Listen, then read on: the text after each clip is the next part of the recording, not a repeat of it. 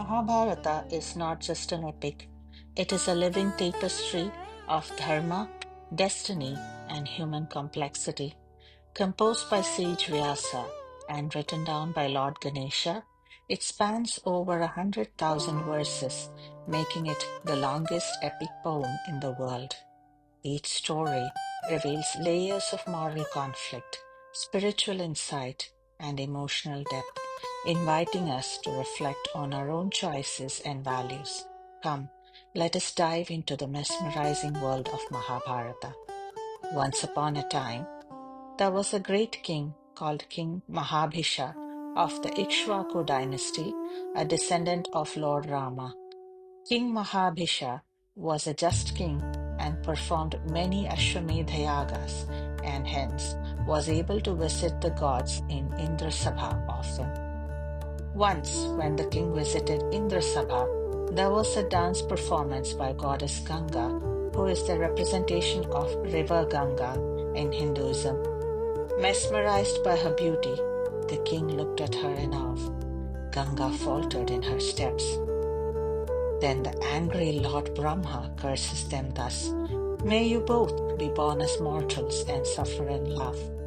Thus, King Mahabhisha was reborn as King Shantanu in the lunar dynasty, or the dynasty of moon. He was a powerful, generous, and respected ruler known for his wisdom, hunting skills, and divine connection to a former heavenly king. Once, when King Shantanu was strolling along the banks of River Ganga, he saw a captivating maiden. Mesmerized, he approached her. "Will you marry me?" he asked. The maiden, who is none other than God Ganga herself, smiled, but warned, "O king, promise me you will never question my actions." Shantanu agreed, and then they get married. Soon, Ganga begot a son, but one day, Shantanu watched in horror as Ganga lifted the baby and gently released him into the flowing currents of the river Ganga. But the king remembered his vow and stayed silent. One by one, 7 infants met with the same fate. When she tried to drown the eighth son, Shantanu cries in agony, "O Ganga, stop! Do not drown my son." Ganga then smiles and narrated the story of Ashtavasus.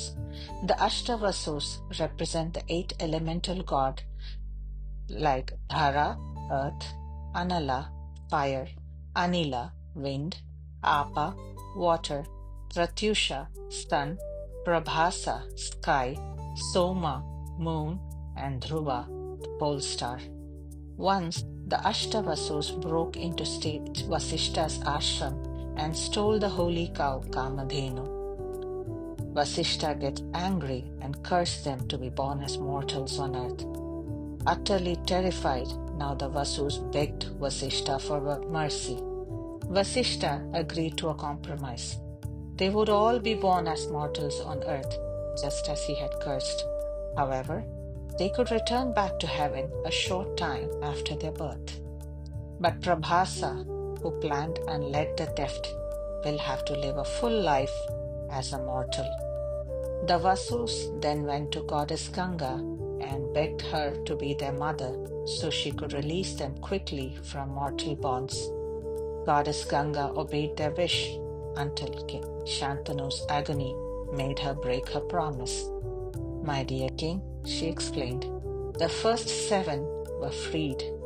Now, the child you saved, Devavrata, is Prabhasa, the 8th Vasu. His fate is to grow into a mortal hero."